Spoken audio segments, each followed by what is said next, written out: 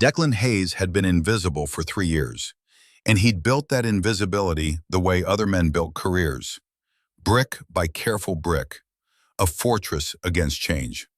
The fluorescent lights hummed their constant drone above the third floor of Riverside Tech Solutions, casting their sterile glow across rows of cubicles where software engineers and project managers typed away at code they would compile into products most would never see. The air smelled of burnt coffee and the faint ozone tang of overworked electronics. He crawled under Jennifer Walsh's desk for the third time that month, untangling Ethernet cables someone had kicked loose during a meeting. His toolkit spread beside him like surgical instruments, each piece worn smooth from years of use. The carpet pressed against his knees through his jeans, the same knees that had pressed against Afghan dirt 6 years ago, back when being invisible meant survival of a different kind. His phone buzzed. Text from Harper. "Don't forget science project supplies after school." He typed back a thumbs up with one hand while fishing a cable through the desk grommet with the other. 7:45 in the morning. He dropped her at Riverside Elementary at 7:30, watched her walk through the gates with that purple backpack bouncing against her shoulders. Catherine had bought that backpack 2 months before the diagnosis, back when they'd still believed in futures that extended beyond quarterly scans and oncology appointments. 4 years gone now. Some mornings, Declan still turned to tell her something before remembering the empty space beside him in bed. The way her pillow no longer held the indent of her head. The way silence had become the loudest sound in their apartment. The cable clicked into place. Declan backed out from under the desk, his back protesting the movement. 35 wasn't old, but 6 years in the Army, crawling through server rooms in dusty forward operating bases, carrying equipment through Kandahar heat, had left their marks. He tested Jennifer's connection, waited for the green light, then packed his toolkit without a word. Jennifer didn't look up from her screen. He could have been furniture for all the acknowledgement he received. 3 years of fixing her computer, 3 years of the same polite smile when he arrived, the same absent nod when he left. He'd learned not to expect more. Tom Bradford caught him at the elevator bank, coffee in hand, tie already loosened despite the early hour. "Man, you've been doing the same thing for 3 years. Don't you want more?" Declan pressed the down button. His reflection in the polished steel doors showed a man who needed a haircut, needed to iron his shirt better, needed a lot of things he didn't have time to need. "I want stability. That's more." Tom shook his head, the gesture carrying the pity of someone who still believed in career trajectories in corner offices. "They offered you that supervisor position last year. You turned it down." The elevator arrived. Declan stepped inside, finger hovering over the button for the basement IT department. "Harper needed me home by 4.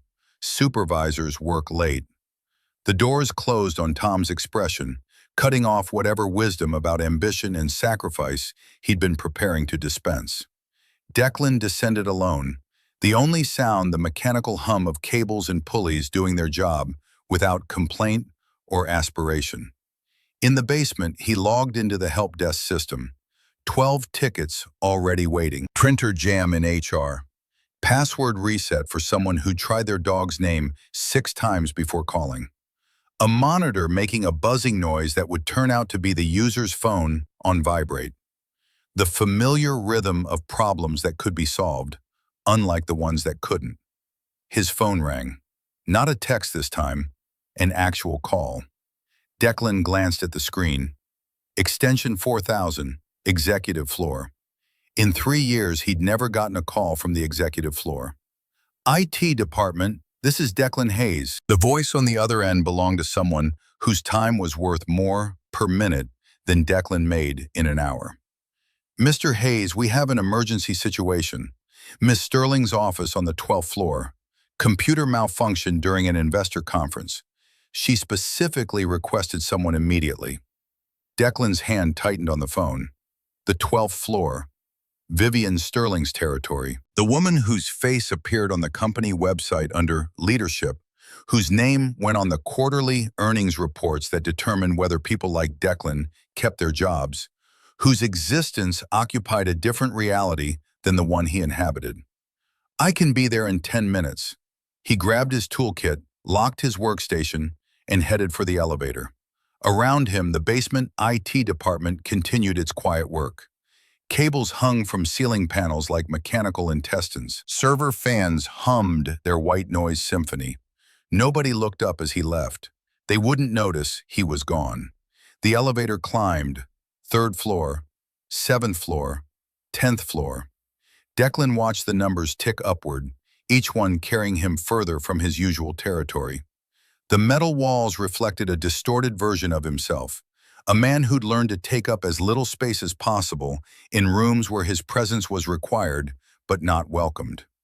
He'd turned down that supervisor position because Harper had nightmares 3 times a week back then, waking up crying about monsters that looked like the cancer that had eaten her mother from the inside out. Being home by 4 meant being there when she got off the bus, meant seeing her face light up because Daddy was home, meant she could make it through one more day without everything falling apart. The elevator dinged. 12th floor. The doors opened onto a reception area that looked like it belonged in an art gallery. Marble floors stretched toward floor-to-ceiling windows that framed the Portland skyline like a painting worth more than Declan's annual salary. Abstract sculptures occupied corners, their twisted metal forms suggesting either profound artistic vision or expensive jokes on people who cared about such things. The reception desk was dark wood polished to a mirror shine, and behind it sat a woman whose pearls probably cost more than his car. Declan Hayes, IT. She glanced at his badge, already prepared for his arrival, already categorizing him as someone who fixed things and then left. 3rd door on the left. Miss Sterling is waiting. She has meetings starting in 45 minutes. Declan walked down the hallway, his footsteps muffled by carpet so thick he could feel it through his work boots. Through the windows on his right, the city spread out in miniature. Cars moved like blood cells through arterial streets. Buildings clustered together in patterns that made sense from up here. All the chaos and noise compressed into something almost peaceful. He found the 3rd door. It stood open. Vivian Sterling had her back to him, phone pressed to her ear, posture radiating the kind of tension that came from holding 1,000 things together through sheer force of will. I don't care what the projections say. If the West Coast Division can't deliver the numbers they promised, we restructure. I'm not interested in excuses. Her voice carried the controlled edge of someone who'd learned that emotion was weakness, and weakness was death in boardrooms where men twice her age waited for any sign of softness to exploit. She wore a charcoal suit that had been tailored specifically for her frame, every line precise, every angle calculated. Dark hair pulled back in a style that looked effortless, but probably required professional assistance. 43 years old, according to the company bio, though from behind she could have been 30 or 50. Age erased by the armor of success. Declan stood in the doorway, uncertain whether to announce himself or wait. The office occupied what had to be a quarter of the entire floor. 3 monitors sat dark on a desk the size of Harper's bed. Bookshelves lined one wall, filled with business texts and framed awards that meant nothing to anyone except the people who gave them and the woman who'd earned them. No personal photos, no artwork chosen for enjoyment rather than investment value. Nothing that suggested a human being actually spent 60 hours a week in this space. Vivian finished her call and turned. Her eyes swept over Declan with the practiced assessment of someone who made billion-dollar decisions by reading balance sheets and body language. For a moment, something in her expression shifted, became fractionally less sharp, though Declan couldn't identify what had changed or why. You're from IT. Not a question, a statement of categorization, filing him into the appropriate mental folder before moving on to more important matters. Yes, ma'am. Declan Hayes. I got the call about a system malfunction. It froze during a video conference 20 minutes ago. Won't restart properly. She gestured toward the desk. Declan set his toolkit down carefully, hyper-aware of the neat document stacks arranged across the surface, the kind of organization that suggested someone who controlled chaos through relentless discipline. He powered down the system completely, checking connections with practiced efficiency. Vivian didn't leave. She moved to the windows, arms crossed, watching him work with the same focused intensity she'd probably used in 1,000 negotiations. The silence stretched. Declan had learned to work while being observed, to ignore the hovering presence of people who needed to understand how their machines worked, but couldn't quite grasp that the solution was almost always simpler than they feared. But Vivian's observation felt different. She wasn't watching to understand. She was watching to measure, to calculate, to determine something Declan couldn't identify. He initiated a hard restart. The monitors flickered to life one by one. Startup sequence loaded. Error messages scrolled past. He watched for warning signs, anything that might indicate deeper problems. The main screen loaded her desktop. Clean, organized, folders labeled with project codes and fiscal quarters. Nothing personal except the background image starting to materialize. Declan's hand froze over the keyboard. It wasn't supposed to be visible. Normally, the system would load straight to the login screen, security protocols preventing unauthorized access. But something in the crash had disrupted the sequence, and now the background image filled the center monitor in full resolution. Vivian Sterling stood by Crater Lake. Not the Vivian in this office, encased in designer armor and corporate composure. This Vivian wore jeans and a flannel shirt, standing on rocky shore with the impossibly blue water of Crater Lake stretching behind her into distance. No makeup that Declan could detect. Hair loose around her shoulders, moving slightly in whatever wind had been blowing that day. She was smiling. Not the controlled expression from company photos or press releases, but something genuine and unguarded. The kind of smile that came from being somewhere she actually wanted to be, doing something she'd chosen rather than scheduled. The sunlight caught her face in a way that made her look younger. Not younger in years, but younger in the way people look when they remember what joy feels like without having to manufacture it for quarterly earnings calls. Declan reached for the keyboard to close it, to get to the login screen as quickly as possible and pretend he hadn't seen this glimpse into a life that wasn't his business. "Stop!" Vivian's voice cut through the quiet. Declan's hand stopped halfway to the keyboard. He looked up and found her standing much closer than before, close enough that he could see the exact moment her expression changed from neutral observation to something harder to read. She stared at the screen, at her own image reflected there. You saw it, not a question, an acknowledgement of something that couldn't be unseen. Declan wanted to lie. Every instinct told him to lie, to protect himself, to maintain the professional distance that existed between CEOs and IT technicians who fix computers. But something in her tone, something in the way she looked at the photograph like she'd forgotten it existed, made him tell the truth. Yes, I'm sorry. The system loaded incorrectly. I wasn't trying to. I know you weren't trying. Vivian moved closer to the desk, her eyes still fixed on the image. Declan could smell her perfume now, something subtle and expensive. Sandalwood and jasmine, the scent of boardrooms and decisions that moved markets. That was taken 3 years ago. I forgot I'd set it as the background. Declan didn't know what to say to that, so he said nothing. Vivian looked at him directly then, and he saw something in her expression that he hadn't expected. Not anger, not embarrassment, something closer to curiosity mixed with something else he couldn't quite identify. What did you think? Declan's mind scrambled for safe ground. I'm sorry?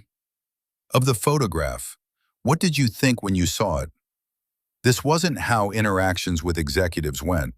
They didn't ask IT technicians for opinions on personal photographs. They barely acknowledged IT technicians existed unless something was broken, and even then the acknowledgement came grudgingly, as if the need for technical support represented a personal failure. I don't think my opinion matters, Miss Sterling. Vivian tilted her head slightly, studying him with the same intensity she'd used when he first walked in, but focused differently now, searching for something specific. Everyone has opinions. They just don't usually say them out loud. Declan looked at the photograph again, at the version of Vivian Sterling who smiled like she meant it, who stood by Crater Lake in casual clothes without an entourage or an audience or a schedule dictating when she was allowed to feel something real. It's a good photograph. You look happy in it. Happy? Vivian repeated the word like she was testing its weight, checking whether it still meant what she thought it meant. Is that all? There was something in her tone that felt like a challenge, or maybe a test. Declan had the distinct feeling that his next words mattered more than they should, though he couldn't understand why. He could play it safe, give her the answer she probably heard from everyone else. Tell her she looked professional, put together, successful. All the words that meant nothing because they cost nothing. Or he could tell her the truth. You look real, like a person, not a position. That's what makes it a good photograph. Not your face or your clothes or anything else, just that you look like yourself. The silence that followed felt enormous. Declan immediately regretted his honesty.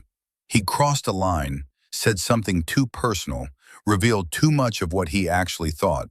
He waited for her to tell him to leave, to send a complaint to his supervisor, to remind him that he was there to fix computers and nothing else. Instead, Vivian turned away from the screen and looked at him with an expression he couldn't read at all.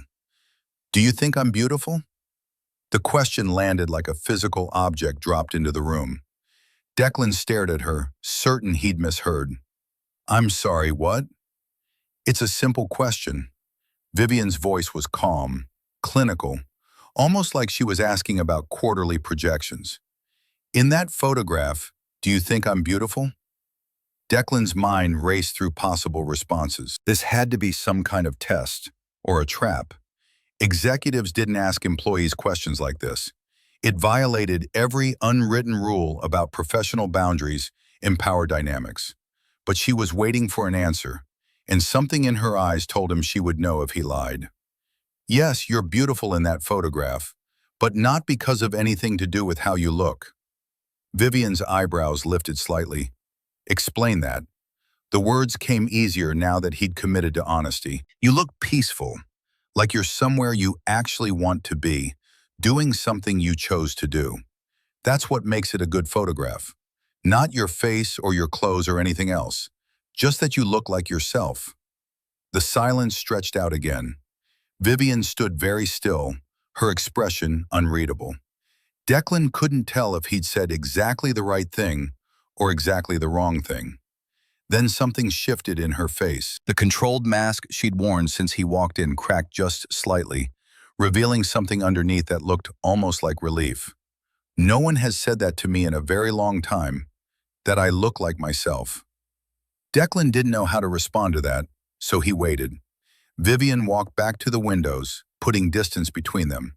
When she spoke again, her voice had returned to its usual controlled tone, but something in it sounded different, less certain. Finish the login sequence. I need to access those files before the meetings. Yes, ma'am.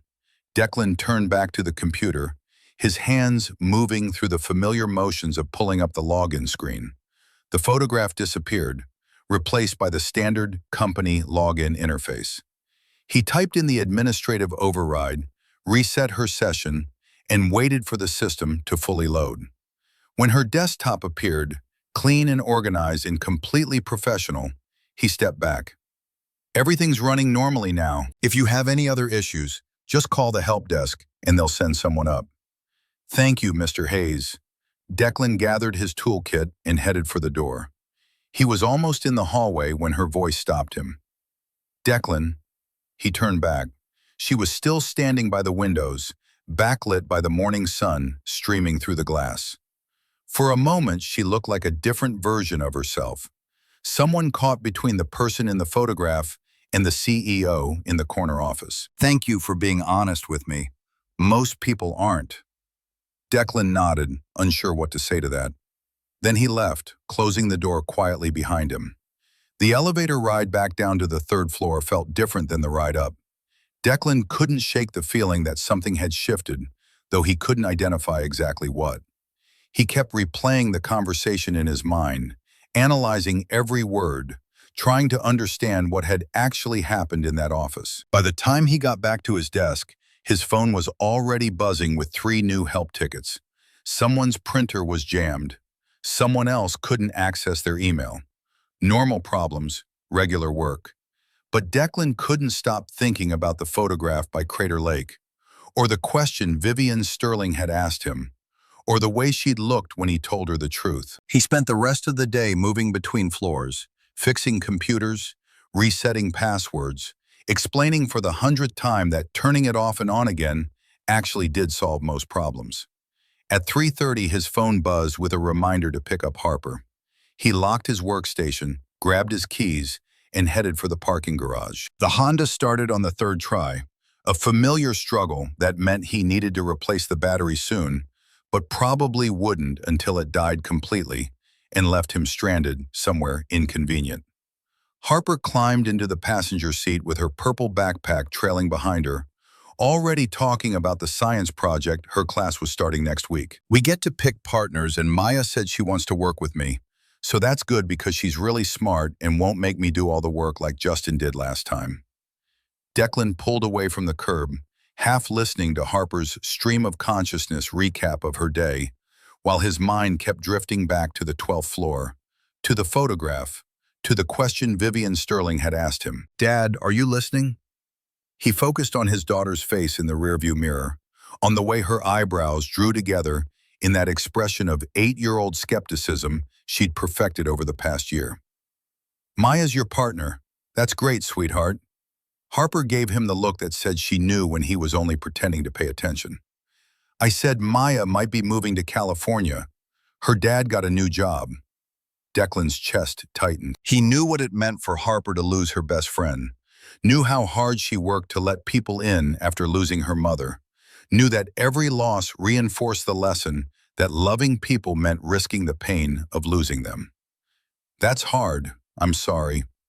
"It's okay, she hasn't moved yet, and we can still video chat." They stopped at the grocery store on the way home.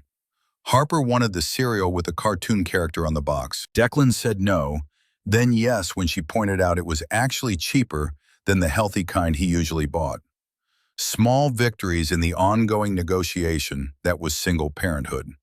They got home to their apartment in Riverside, a 2-bedroom in a building that had been nice in the 80s and was now just affordable. Harper did her homework at the kitchen table while Declan made dinner. Spaghetti, again. He'd promised himself he'd learn to cook more variety, but spaghetti was easy, and Harper didn't complain, and some nights that was all he had energy for. After dinner, after homework, after the bedtime routine that had become their ritual for holding normalcy together, Declan sat in his kitchen with his laptop open and coffee going cold beside him. He thought about the gap between who people appeared to be and who they actually were, about how Vivian Sterling probably went home to some penthouse apartment every night, surrounded by luxury and success, and felt completely alone. About how he'd spent 3 years making himself invisible because visibility meant risk, and risk meant potential loss, and he couldn't afford to lose anything else. His phone buzzed. Text from Tom. "Heard you got called to the executive floor today." "What was that about?" Declan typed back. "Computer crash. Fixed it. No big deal." But it felt like a big deal. It felt like something had changed in that office, something he couldn't name or explain, but could feel shifting beneath the surface of his carefully maintained invisibility. He closed the laptop and went to bed. The next morning started the same as every other morning. Declan dropped Harper at school, drove to Riverside Tech, took the elevator to the 3rd floor, and settled in at his desk with a list of help tickets already waiting. At 9:45, his desk phone rang. "IT department, this is Declan Hayes." The professional voice belonged to someone whose job was gatekeeping for people more important than him. "Mr. Hayes, this is Rachel Henley from Executive Administration. Miss Sterling would like to see you in her office at 10 o'clock. The words landed like cold water. Declan sat up straighter in his chair, his mind immediately jumping to worst-case scenarios. Is there a technical issue? Miss Sterling didn't specify. She just requested your presence at 10 o'clock. The line went dead. Declan stared at his phone for a long moment. Around him, the third floor continued its normal rhythm. Keyboards clicking, quiet conversations, the hum of the air conditioning. He looked at the clock. 9:46. 14 minutes to figure out what he'd done wrong and how to fix it. Except he replayed yesterday's conversation in his mind for the 100th time and couldn't identify anything wrong. He'd been honest, maybe too honest, but she'd asked. She'd directly asked for his opinion, and he'd given it to her without any ulterior motive, without trying to flatter or manipulate or gain anything from it. But maybe that was the problem. Maybe his honesty had been interpreted as disrespect. Maybe he'd crossed a line by speaking to her like she was a person instead of a position. By the time 10 o'clock arrived, Declan had convinced himself he was about to be fired. The elevator ride to the 12th floor felt longer this time. He watched the numbers climb and tried to prepare himself for the conversation ahead. He'd worked at Riverside Tech for 3 years. It was a good job, stable, with benefits that covered Harper's healthcare. He couldn't afford to lose it. But if he'd offended Vivian Sterling, if she wanted him gone, there was nothing he could do. People like him didn't fight people like her. They just packed their things and left quietly. The receptionist recognized him this time and waved him through without checking his badge. Declan walked down the marble hallway, his reflection moving alongside him in the polished floor. Vivian's door was closed. He knocked twice. "Come in." He opened the door and found her standing at the windows again, looking out over the city. She wore navy today, another perfectly tailored suit that probably cost more than his car.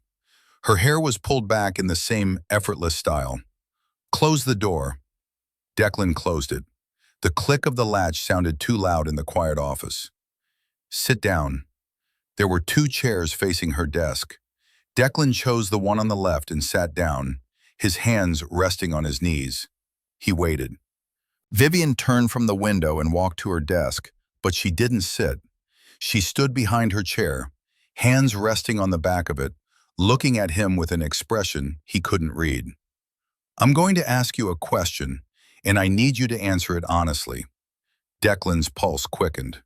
"Okay. Yesterday, when you saw that photograph and I asked for your opinion, why did you tell me the truth?" Of all the questions he'd expected, that wasn't one of them. Declan took a moment to consider his answer. "Because you asked, and because you seemed like you actually wanted to know. Most people, when asked a question by their CEO, tell her what they think she wants to hear. You didn't do that." "No, ma'am." "Why not?" Declan met her gaze directly. "Because you can probably tell when people are lying to you. And because I figured if you asked the question, you already knew the answer you were supposed to get. Maybe you wanted to hear something different." Something flickered in Vivian's expression. She moved around the desk and sat down, the chair making a soft sound against the floor. "Do you know why I started this company, Mr. Hayes?" The question threw him. "No, ma'am." "Because I wanted to build something that mattered, something real." She looked down at her hands, perfectly manicured, resting on the desk surface. "I was 27. I had an idea and no money, and everyone told me it was impossible. So I made it possible. 16 years later, I have everything I was supposed to want: success, wealth, influence. I sit in rooms with people who control billions of dollars, and they listen when I talk." She looked up at him. "And I can't remember the last time anyone spoke to me like I was a human being instead of a balance sheet." The honesty in her voice caught him off guard. This wasn't the controlled CEO from yesterday. This was something raw, more vulnerable. "Yesterday you saw a photograph of me from 3 years ago. Do you know where it was taken?" "Crater Lake, I think. Oregon. I rented a cabin nearby for a week, completely alone. No phone calls, no meetings, no one needing me to make decisions or approve budgets or fix their problems." She looked toward the windows, though from where she sat she couldn't see the view. It was the last time I felt like myself. Declan wanted to say something, but he couldn't find the right words. So he stayed quiet and let her continue. When you told me I looked real, like a person and not a position, I realized you'd identified exactly what I'd lost. And I couldn't stop thinking about it all day. I kept replaying our conversation, analyzing it, trying to figure out if you had an angle, some ulterior motive for being honest with me. Vivian's gaze returned to him, sharp and focused. I don't. I fix computers. That's my angle. The corner of her mouth lifted slightly, almost a smile. I know. I had my assistant pull your employment file. 3 years at Riverside Tech. Consistently good performance reviews. Single father, 1 daughter, 8 years old. You live in an apartment in Riverside, drive a Honda Accord, and have never asked for a promotion or a raise beyond the standard annual increase. The fact that she'd investigated him should have felt invasive, but somehow it didn't. It felt like confirmation that yesterday had affected her the same way it had affected him. You're invisible. There was no cruelty in that observation, just fact. You do your job well, but nobody notices you. You move through this building like you don't exist. That's accurate. Why? Declan considered how much truth to give her. Because I have a daughter who needs stability more than I need recognition. Because keeping my head down and doing good work means I keep my job, and Harper keeps her health care, and we keep our apartment. That's enough. Vivian studied him for a long moment. Then she opened a drawer in her desk and pulled out a folder. She set it on the desk between them. The company has a crisis. Vivian pushed the folder across the polished surface. The label read, Culture Assessment Initiative, Confidential. Turnover rate 34%, Glassdoor rating 2.9 out of 5. The board gave me 90 days to fix it, or they'll consider bringing in outside management. Declan opened the folder. Charts, graphs, exit interview summaries. The data painted a picture of a company hemorrhaging talent despite competitive salaries and stock options that should have kept people loyal. I'm forming a small team, 5 people. We're going to identify systemic problems and recommend solutions. I need people on this team who will tell me the truth, not what they think I want to hear. She paused, her gaze never leaving his face. I'd like you to join the team. The words didn't make sense at first. Declan replayed them in his mind, trying to understand what she was actually saying. I'm an IT technician. I don't know anything about employee wellness or company culture. No, but you know what it's like to be invisible in this building. You know what the regular employees experience every day because you're one of them. And you're honest. That's what I need more than expertise. Declan's mind raced. This didn't make sense. CEOs didn't just randomly invite low-level employees onto special projects because of one honest conversation. Why me? There are hundreds of employees here, thousands. Why would you pick someone you just met yesterday? Because yesterday you looked at me and saw a person. Everyone else in this building sees a position, a title, a source of approval or fear or opportunity. But you saw someone who looked peaceful in a photograph by a lake. That's the perspective I need. Declan looked down at the folder. He thought about Harper, about the stability of his current job, about the risk of stepping outside his invisible role. He also thought about Vivian's question from yesterday and the way she looked when he gave her an honest answer, like someone had finally told her something true. What would this involve? Meetings, probably 2 or 3 times a week, mostly in the evenings. You'd keep your regular position, but this would be additional work. The team is small, just 5 people, including yourself. Confidential. We're trying to identify systemic problems in how this company treats its employees and find real solutions. Would there be additional compensation? 12% increase to your base salary immediately. Project completion bonus of $15,000 when we present findings to the board. 12%. That was $65,000 a year instead of $58,000. That was Harper's college fund actually becoming real instead of theoretical. But money wasn't the only consideration. Declan thought about what it would mean to step into visibility, to be associated with a project run directly by Vivian Sterling. It would change how people saw him, how they treated him. It would change everything. This is probationary, 1-month trial.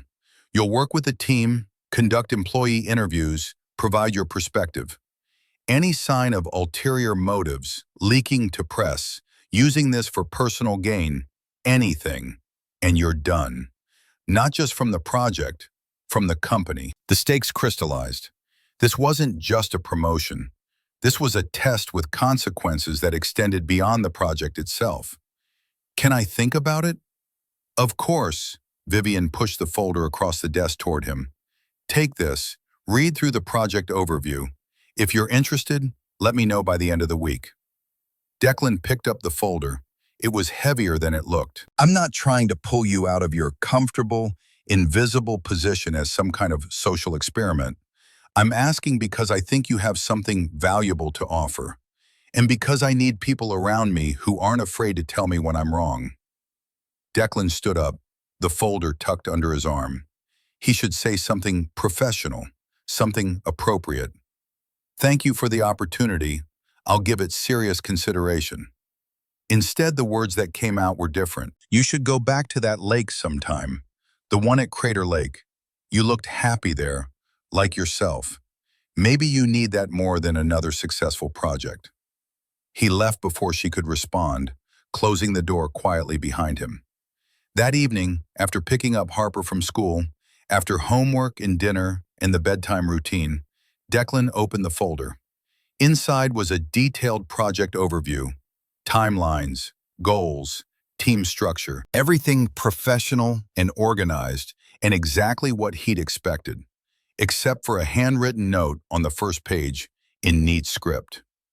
Thank you for seeing me, V.S. Declan read it 3 times. Then he closed the folder and sat in his kitchen, staring at nothing, wondering what he was going to tell her by the end of the week. Wednesday evening, Harper sat across from him at the kitchen table, her math homework spread between them like evidence of a simpler world where problems had clear answers. Dad, you're distracted. Just thinking about work. Is it bad thinking or good thinking? Catherine used to ask Harper that same question when she was 5, teaching her to name her feelings before they became too big to handle. Now Harper asked it of him, the student becoming the teacher in the strange reversal that came with losing a parent too young. I don't know yet. Someone offered me a chance to do something different, more money, but it means working late some nights. Harper set down her pencil, her expression turning serious in that way that made her look older than 8. Is it a scary decision? A little. Mom used to say being scared means you're doing something important. Do you remember? The words hit like a physical blow. Catherine had said that right before she'd quit her marketing job to follow Declan when the Army transferred him to Fort Lewis. Right before the diagnosis that would make all their plans irrelevant. Right before everything changed. Yeah, sweetheart, I remember. We'll be okay, Dad. We always are. A knock at the door interrupted them. Declan opened it to find Dorothy Willow from across the hall, holding a covered dish that smelled like pot roast. Made too much again. Thought Harper might like some real food instead of whatever bachelor cooking you're attempting tonight. Dorothy had lived across the hall for 12 years, had taught 2nd grade at Benson Elementary for 42 years before retiring, and had appointed herself their unofficial grandmother the day Catherine died. She was 70, white-haired, sharp-tongued, and the closest thing to family they had in Portland. You didn't have to do that. I know I didn't have to. I wanted to. There's a difference. She handed him the dish and studied his face with the practiced assessment of someone who'd spent 4 decades reading children's emotional states before they could articulate them. You look worried. What's wrong? Nothing, just thinking about a work opportunity. The kind that pays more or the kind that matters more? Declan didn't have an answer for that. Come have dinner with us. You made enough for an army anyway. Over pot roast that was infinitely better than anything Declan could have managed, he explained the situation in vague terms.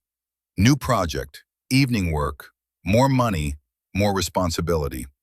Dorothy listened without interrupting, the way she always did when someone needed to work through something out loud. Sounds like you're afraid of changing something that works well enough. It does work well enough. Harper's safe, stable. We have routines. I don't want to risk that. Safe and stable aren't the same as happy. We're fine. Dorothy's gaze sharpened. Catherine told me something before she died. Asked me to watch out for you both. Said she was worried you'd stop living and just start surviving. The words landed harder than Declan expected. Harper had gone to her room to finish homework, leaving the adults alone with truths that required privacy. She made me promise to kick you in the rear end if you ever forgot how to be more than just Harper's father. You're a person too, Declan. You're allowed to want things, to grow, to take chances. I take care of Harper. That's enough, is it? Because from where I'm sitting, you're teaching that girl that safety means never changing, never growing, never stepping outside comfort zones. Is that really what you want her to learn? Declan had no answer for that either. Friday morning arrived faster than he wanted. The decision deadline loomed like weather he couldn't escape. At 8:30, Declan called Rachel Henley from his desk. Executive Administration. This is Declan Hayes. I need to speak with Ms. Sterling about the project proposal. One moment. The hold music was Mozart, something with violins that probably had cultural significance Declan didn't understand. Mr. Hayes. Vivian's voice came through clear, professional, but underneath he heard something else. Tension, maybe, or hope. I'd like to accept the position on the team. A brief silence followed. I'm glad. The first meeting is Monday evening at 6. Can you arrange childcare? I can make it work. Good. Rachel will send you the details. And Mr. Hayes? Yes. Thank you for taking the risk. Monday arrived with the weight of decisions made and consequences yet to unfold. Declan dropped Harper at Dorothy's apartment at 5:30 with her homework and a promise to be back by 8. Go do your important thing. We'll be fine. Science homework is in the folder. She needs to. I taught second grade for 42 years, Declan. I think I can handle one 8-year-old's homework. Go. The elevator to the 12th floor felt different at 5:45. Most of the building had emptied, leaving behind the hollow quiet of after-hours corporate space. The lights were dimmed, activated by motion sensors as Declan walked down the marble hallway. He found the conference room at the end of the hall. Through the glass walls, he could see 3 people already seated around the table. Declan pushed open the door. All 3 looked up. The man closest stood and extended his hand. He was mid-40s with salt and pepper hair, military bearing, the confident posture of someone who'd won arguments in boardrooms and battlefield command posts. You must be Declan Hayes. Braden Thornton, COO. They shook hands. Braden's grip was firm to the point of challenge. This is Dr. Helena Blackwood from Human Resources, Jackson Pierce from Product Development, and Evelyn Crawford, our legal counsel. Declan shook hands with each, noting the curiosity in their expressions. They were probably wondering the same thing he'd wondered. Why was an IT technician on this team? The door opened and a 5th person entered. Richard Caldwell, board member, 68 years old, silver hair, expensive suit. Declan recognized him from company all-hands meetings where Caldwell sat in the front row looking perpetually skeptical. Braden's expression when he saw Declan sitting at the table mixed doubt with something darker. I didn't realize IT was invited to strategic discussions. Before Declan could respond, Vivian walked in. Everyone stood automatically. She waved them back down with an efficient gesture and took her seat at the head of the table. Thank you all for agreeing to be part of this project. Her voice carried the same controlled authority Declan had heard during that first phone call about West Coast projections. This team was selected because each of you brings a perspective I need. Braden, You understand operational realities. Helena, you have direct insight into employee concerns through HR. Jackson, you know the challenges of product development timelines. Evelyn, you understand legal frameworks. She turned to look directly at Declan. And Mr. Hayes is here because he understands what it's like to be invisible in this company. The bluntness made everyone turn to look at him. Declan felt heat rising in his face but kept his expression neutral. The goal of this project is simple. I want to identify why talented people leave this company, why morale is declining despite competitive salaries, and what we can do to fix it. But I don't want surface-level solutions. I want to understand the real problems. The meeting lasted 2 hours. They discussed methodology, timelines, interview protocols. Declan mostly listened, occasionally taking notes, trying to absorb the scope of what they were attempting. Helena shared exit interview data that painted a disturbing picture. 67% cited lack of recognition. 54% said management didn't listen. 43% reported feeling invisible. Jackson mentioned operational bottlenecks frustrating mid-level managers, projects delayed by approval processes that made no sense, good ideas dying in bureaucracy. Evelyn outlined legal considerations around employment practices, the careful language needed to avoid litigation while still implementing real change. Braden sat with his arms crossed, contributing only when directly asked, and even then with responses that felt designed to minimize rather than illuminate. When Vivian asked for Declan's input on how to approach employee interviews, he almost deflected, almost said he didn't have anything to add. But then he remembered why she'd asked him to be here. Most of the people I work with don't think anyone at this level cares what they think. They assume complaints go into a black hole, so they stop complaining and just accept things the way they are. The room went quiet. Helena looked uncomfortable. Jackson frowned. Braden leaned forward. That's a rather cynical assessment. Declan met his gaze. 6 months ago, a security guard on night shift submitted a suggestion about parking garage lighting. Too dim in certain sections. Safety issue, especially in winter when people leave after dark. The suggestion went to facilities management. Nothing happened. No response, no explanation. Now when people ask him if they should bother making suggestions, he tells them not to waste their time. That's a facilities issue, not what we're addressing here. Vivian's voice cut through, sharp as broken glass. That dismissiveness is exactly the problem, Braden. We'll investigate it. After the meeting, Declan found an envelope on his desk when he returned to gather his things. Inside was a single piece of paper. The words were printed, not handwritten, probably from one of the communal printers anyone could access. Stop digging or you'll regret it. Declan looked around the empty third floor. The lights were motion activated, creating pools of illumination around occupied desks and leaving the rest in shadow. He folded the note, put it in his pocket, and left. The next 3 weeks blurred together in a pattern of morning help desk work and evening interviews.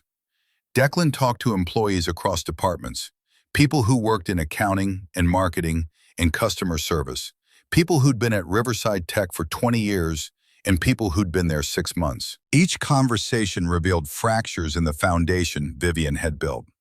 Lorraine Maddox cleaned offices on the night shift. 51 years old, black, 19 years at Riverside Tech, invisible to everyone except the security guards who nodded hello when she arrived at 9 p.m. You want to know how I feel valued? She sat across from Declan in an empty conference room, her cleaning cart parked outside the door. I've cleaned every floor in this building. I know which executives throw away full lunches while complaining about cafeteria quality. I know who works late and who just pretends to, but none of them know me. Mr. Thornton walked right into me last month while on his phone. Didn't apologize, didn't even look at me. Trevor Ashford was a software engineer, 30 years old, white, sharp, ambitious in a way that was slowly dying under layers of frustration. I proposed a process improvement that would save $185,000 annually, submitted it through official channels. Never heard back. 6 months later, Braden Thornton announces the same idea in an all-hands meeting, takes full credit. I reported it to HR. What happened? Trevor's laugh was bitter. Dr. Blackwood said they couldn't verify my claim without documentation. But I didn't keep documentation because I thought submitting through official channels meant it would be handled officially. Now I'm interviewing with Amazon. Bethany Sullivan was a product manager, 35, white, competent, running on 4 hours of sleep because her daughter had ear infections that required midnight ER visits. Childcare emergency in March. Had to leave early for the first time in 7 years. Braden called it lack of commitment during my performance review. Passed me over for promotion. Gave it to Kenneth Walsh. Half my experience, plays golf with Braden on Saturdays. Declan compiled the interviews into reports, removing names but keeping details intact. The patterns emerged clear and damning. Favoritism based on personal relationships rather than merit. Retaliation disguised as performance management. A culture where speaking up meant becoming a target. At the third team meeting, Declan presented his findings. Helena had prepared statistical analysis showing turnover rates by department. Jackson had outlined operational inefficiencies. Evelyn discussed legal exposure. Braden sat with his arms still crossed, his expression suggesting this was all beneath his attention. Declan clicked through slides showing anonymized employee quotes. The room grew quieter with each revelation. Your methodology is flawed. These are cherry-picked examples. Braden's voice carried accusation wrapped in professional courtesy. I interviewed 43 employees across 7 departments. The patterns are consistent. Anecdotal evidence isn't data. Evelyn cleared her throat. Actually, qualitative research has validity when patterns emerge across multiple independent sources. The legal risks here are substantial if we ignore it. Helena nodded slowly. The exit interview data supports what Declan found, but we should expand the sample size to be thorough. Vivian looked directly at Declan. Are you confident in what these people told you? Yes. They trust me because I'm one of them. They won't talk to executives the same way. Vivian turned to the rest of the table. Then we continue. Declan's access to employee perspectives is exactly why he's here. Braden's look carried pure hostility. After the meeting, walking to the elevator, Declan felt the weight of that gaze following him like something physical. The sabotage started subtle. Week 5, Declan's access badge mysteriously deactivated during a security review that affected only his badge. 6 hours to reactivate, missing 2 scheduled interviews. Interview subjects suddenly became unavailable. Meetings canceled without notification. Declan would arrive to conference rooms to find employees apologetic but confused. I didn't get any cancellation notice. Neither had Declan, but someone had sent emails from accounts that looked official enough to fool people who were nervous about participating in the first place. Tom caught him by the coffee machine Friday afternoon.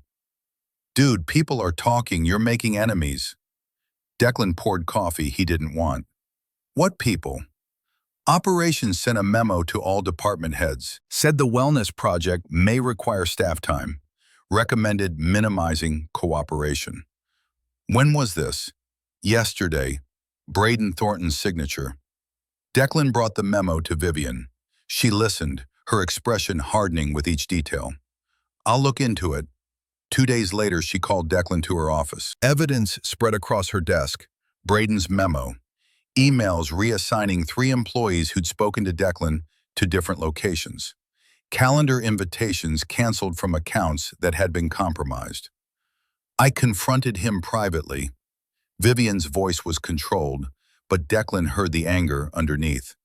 He said the project threatens his department, that I'm looking for problems I'll create myself if I dig hard enough. What did you say? I told him to fix whatever he's hiding or I will. He said the board won't back me, that half of them think I'm having a midlife crisis.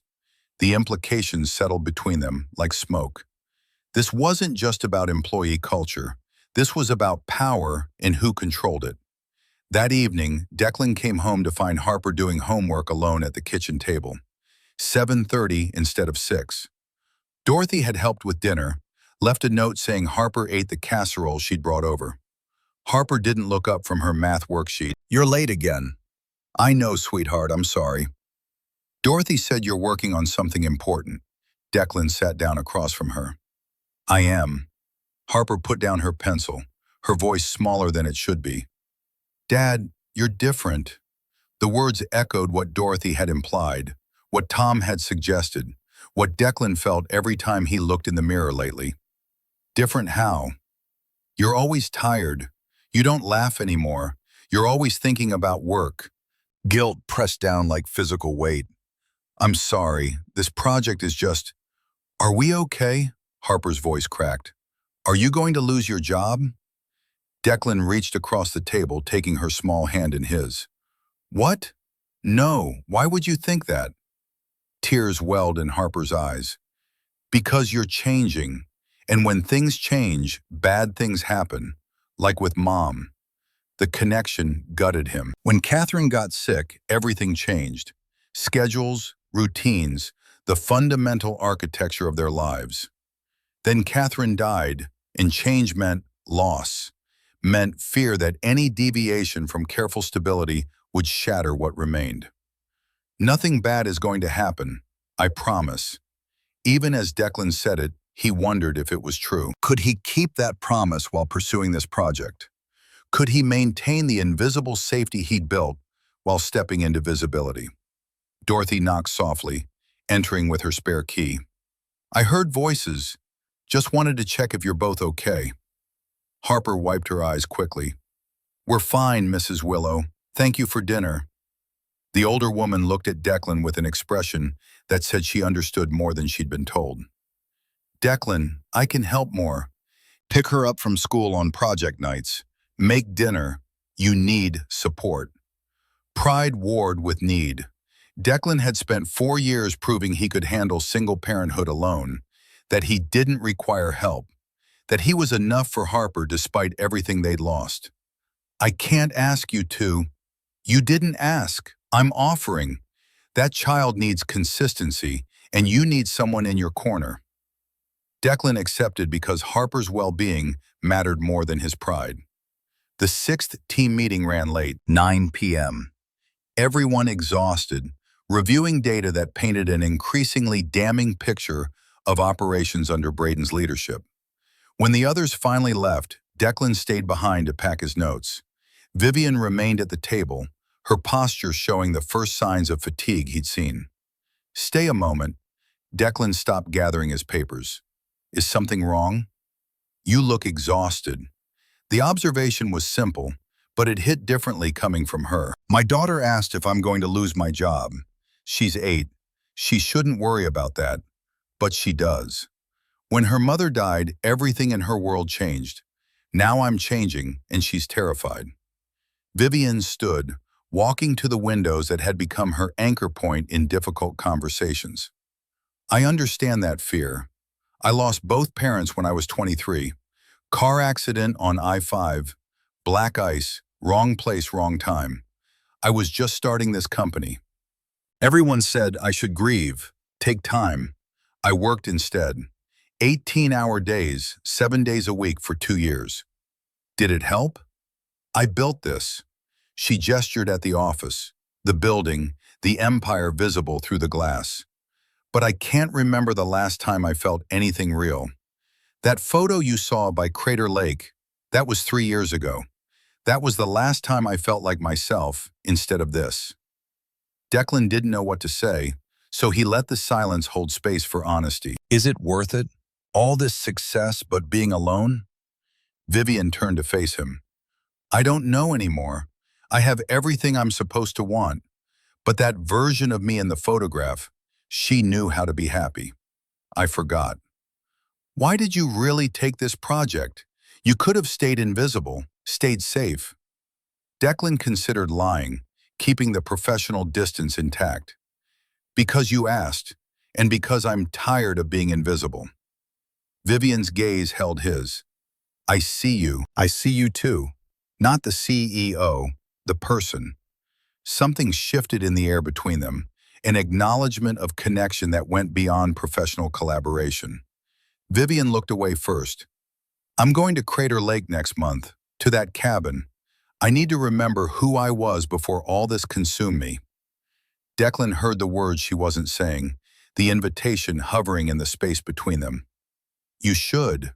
Everyone needs that. Vivian started to say something, stopped, started again. Would you? She shook her head. Never mind, it's inappropriate.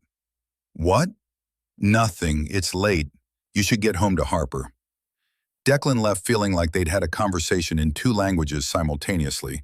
One professional, appropriate, safe. The other something else entirely. Week 7 brought Garrett Sterling. Vivian called Declan's desk directly Tuesday morning, her voice tight with controlled tension. Emergency meeting. My office, now. He found her standing at her desk, staring at security monitor footage on one of her screens. A man in his mid-40s, expensively dressed, confident in the way people are when they're used to getting what they want, sat in the building's executive lounge with Richard Caldwell. Who is that? Garrett Sterling, my ex-fiancé. Declan looked at the screen more carefully. The man was leaning back in his chair, gesturing expansively while Caldwell nodded along. He's meeting with board members.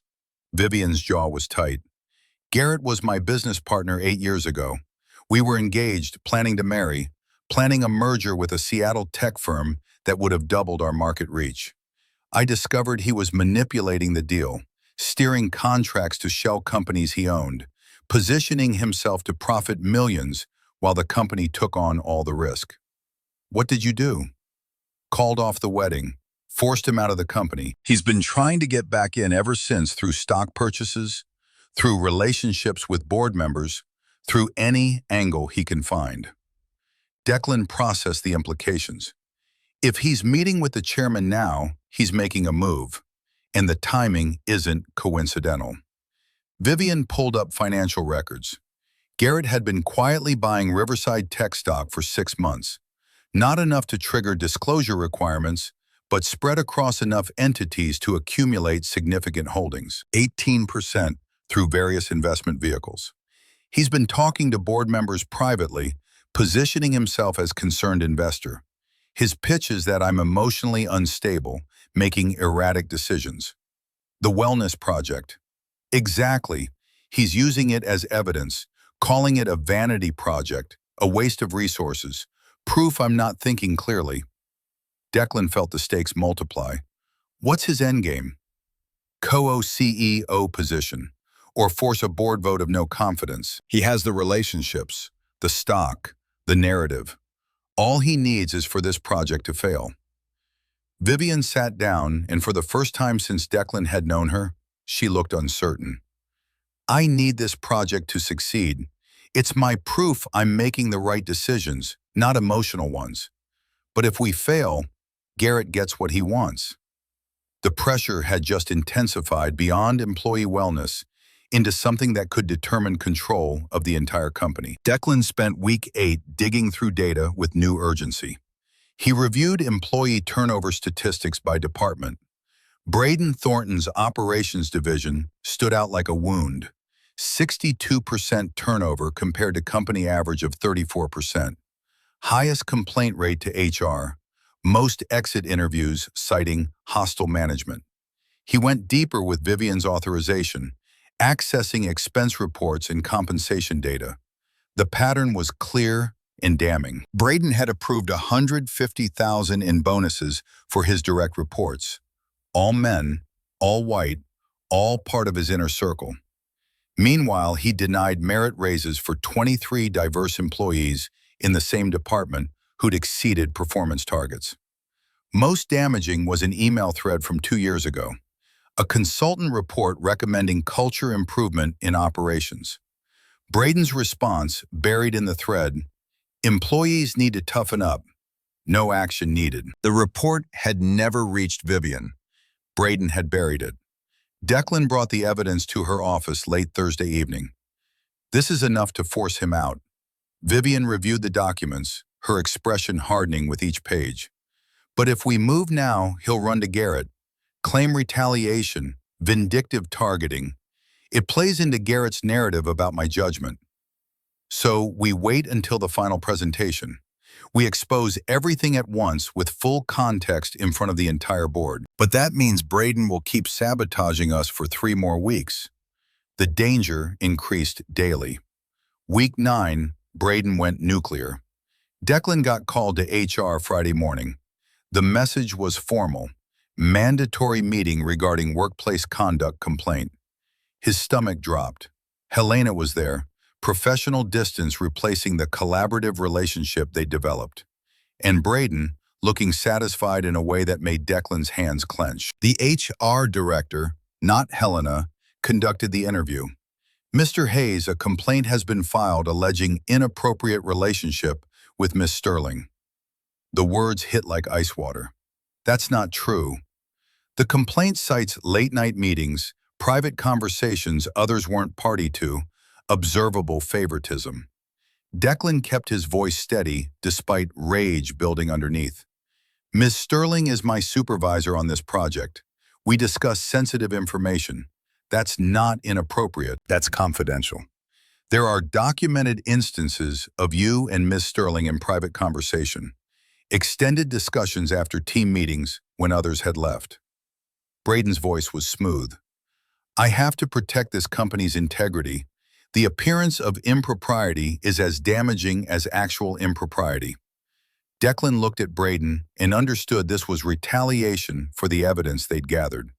This was chess, and Braden was sacrificing Declan to protect himself. Vivian was questioned separately. Declan waited in a conference room, walls closing in, career potentially ending because he dared to step out of invisibility. An hour later, the HR director returned. Our recommendation is suspension pending full investigation. Declan's world tilted. I haven't done anything wrong. Nevertheless, we must investigate thoroughly to protect all parties. Vivian appeared in the doorway. Her expression contained fury. Absolutely not. This is clear retaliation from Braden Thornton. Mr. Hayes discovered evidence of discrimination and misconduct in operations, and now Braden is manufacturing complaints to discredit him. The HR director shifted uncomfortably. Ms. Sterling, if you overrule our recommendation, it appears to confirm the inappropriate relationship. The trap closed perfectly. Protect Declan and look guilty.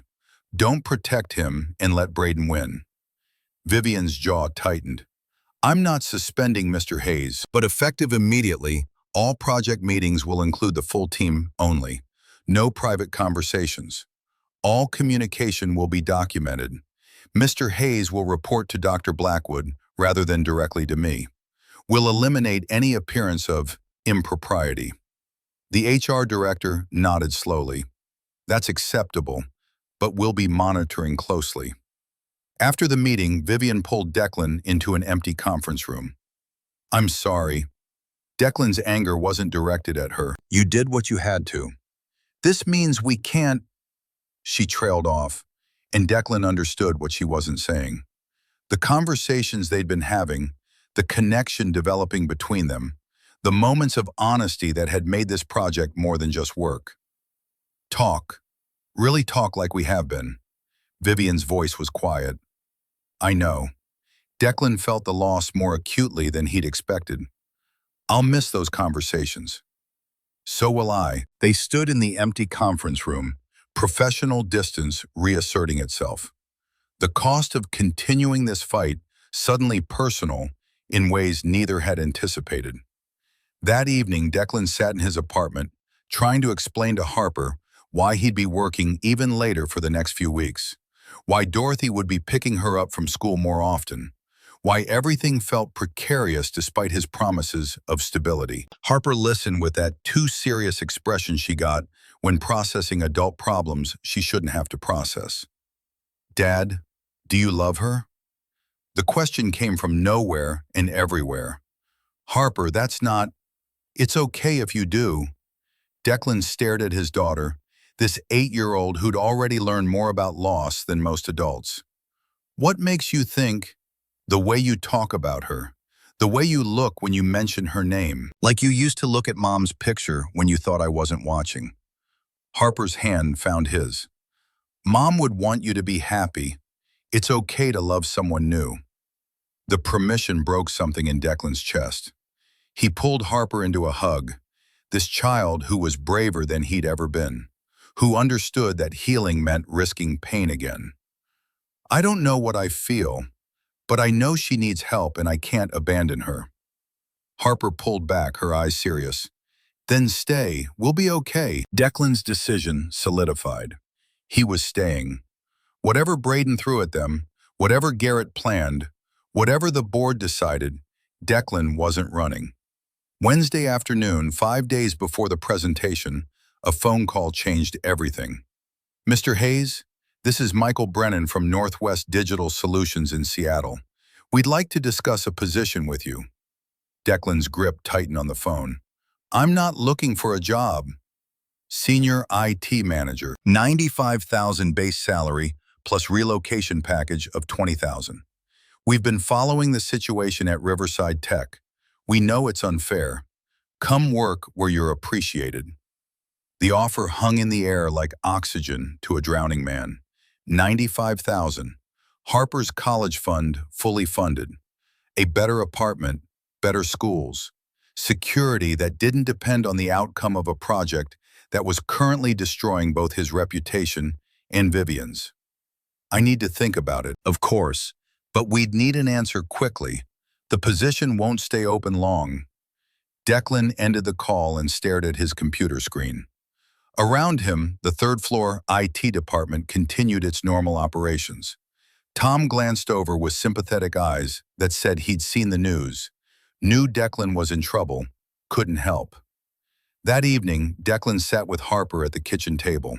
The Seattle offer spread between them like a map to a different future. There's a job in Seattle, more money, we could move to a better apartment, better school district, everything would be easier. Harper studied the papers without touching them. But you'd have to leave Vivian. Yes. And the project that helps people like Lorraine. Declan hadn't realized Harper knew about Lorraine, but apparently his daughter listened more carefully than he thought. The project would probably fail without me. Harper's expression turned thoughtful, processing adult dilemmas with a maturity that broke Declan's heart. Is Vivian nice? Yes. Does she need help? Very much.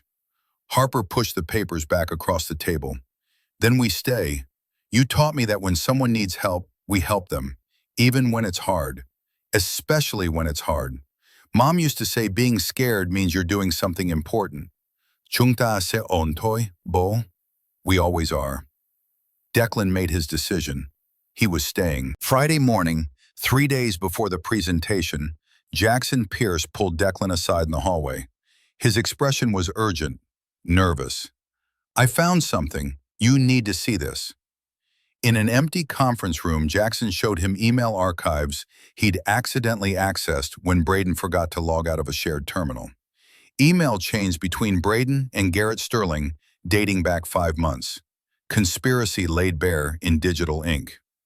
When I'm back in control, you'll be CEO. Vivian will be out. I promise. Garrett. The culture project will fail. I'm ensuring it. Braden. Keep me updated on progress. We're close now. Garrett. The betrayal was complete. Braden wasn't just protecting himself. He was actively working to destroy Vivian and hand the company to Garrett. We need to show her this. Wait. Jackson's hand stopped him. If we show her now, she might confront them early.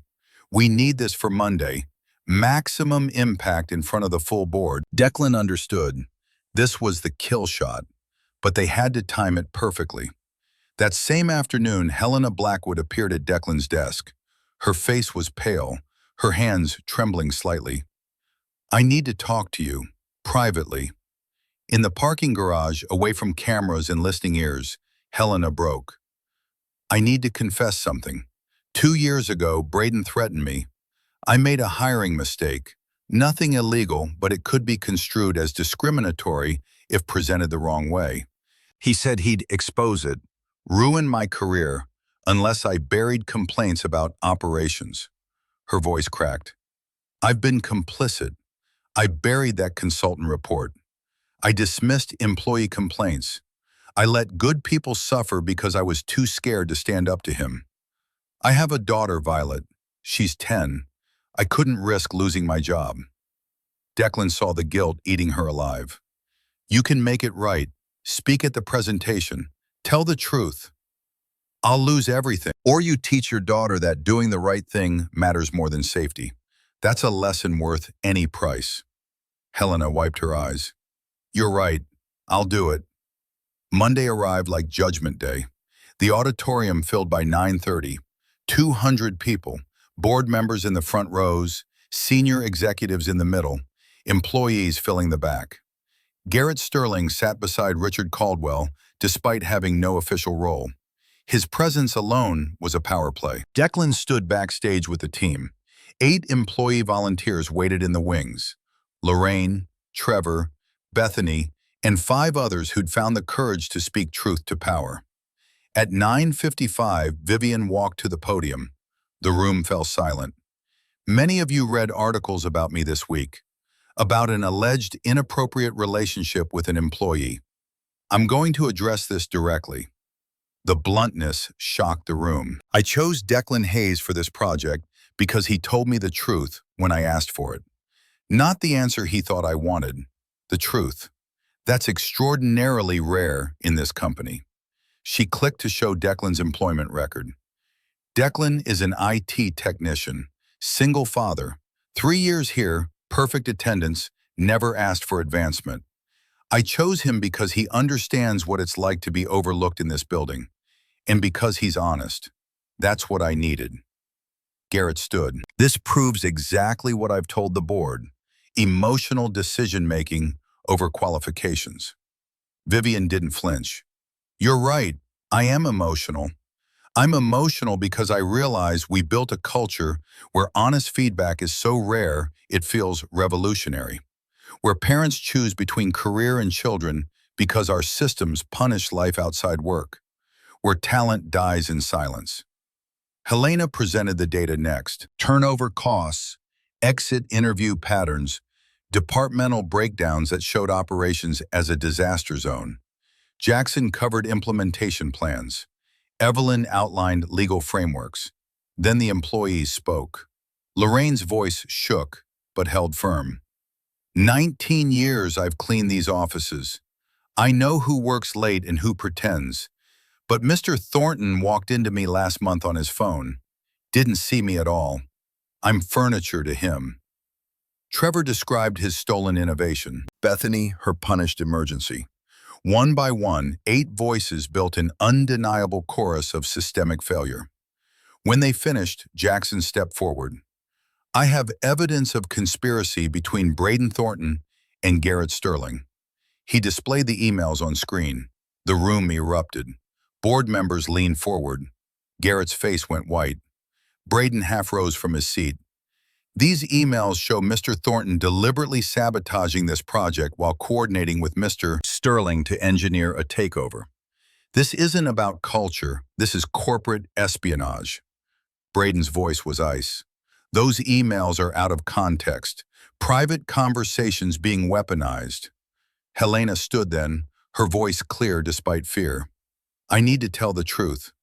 2 years ago, Braden threatened me, made me bury a consultant report about operations culture. I was a coward. I chose my job over doing right.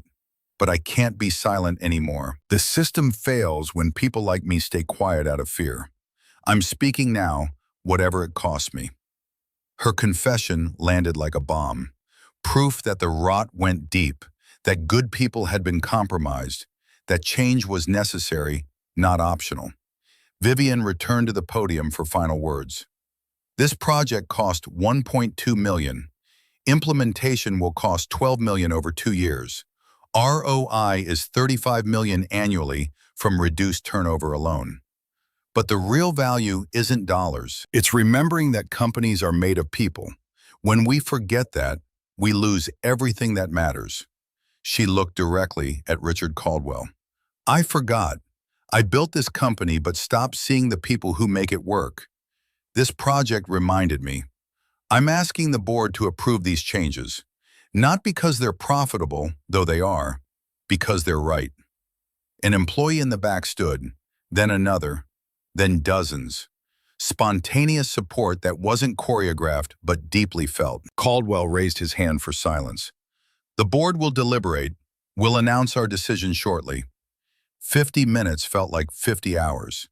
Declan waited with Vivian in a side room. Neither spoke. Words felt inadequate to the moment. Finally, Caldwell's assistant appeared. The board is ready.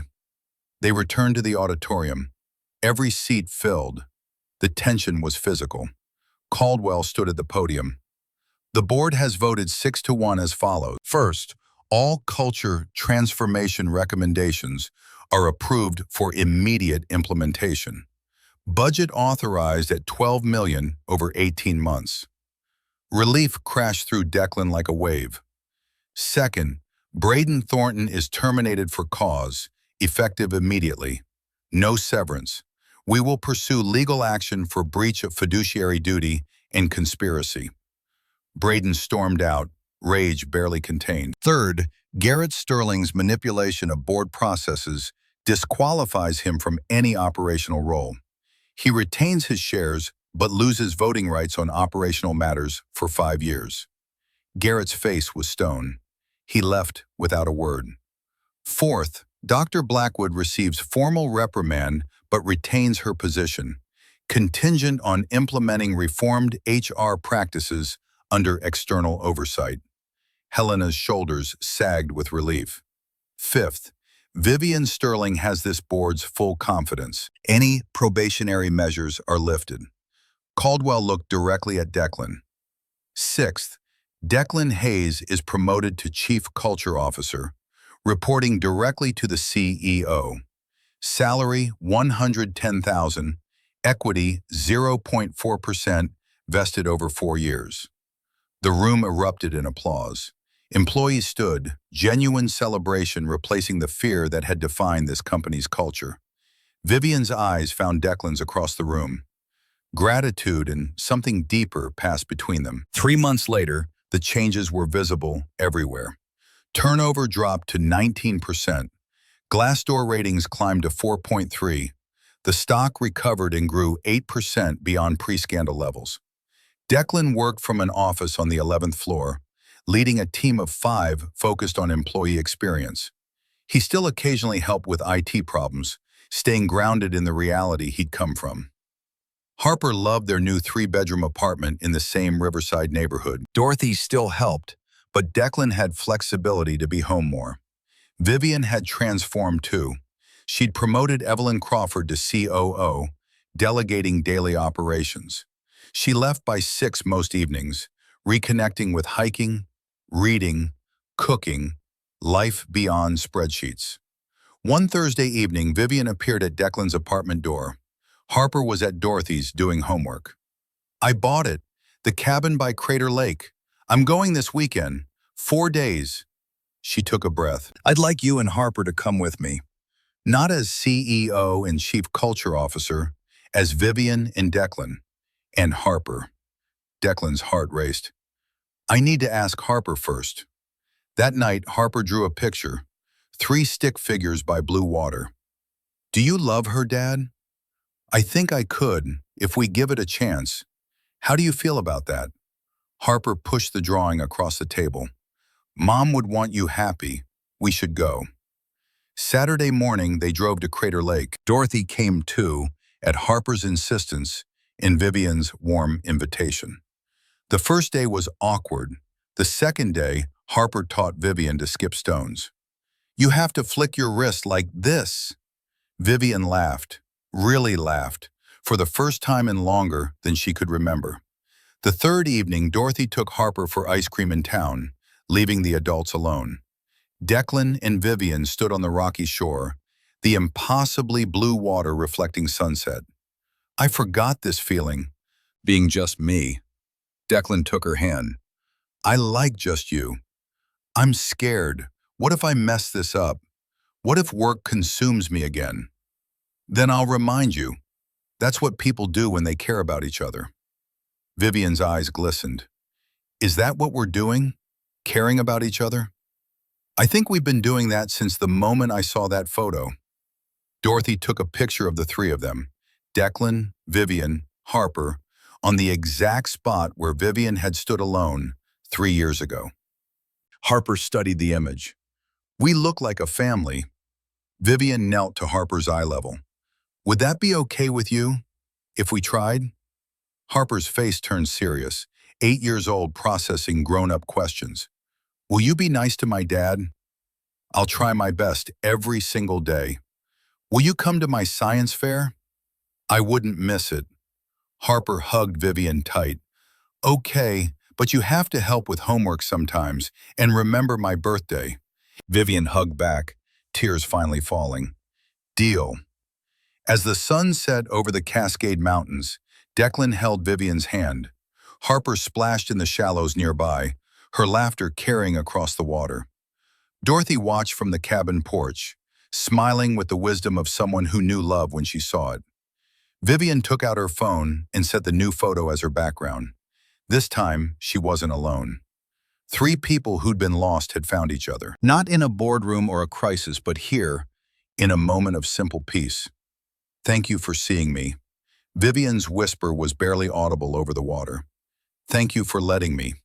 Declan's reply carried everything they'd both needed to hear.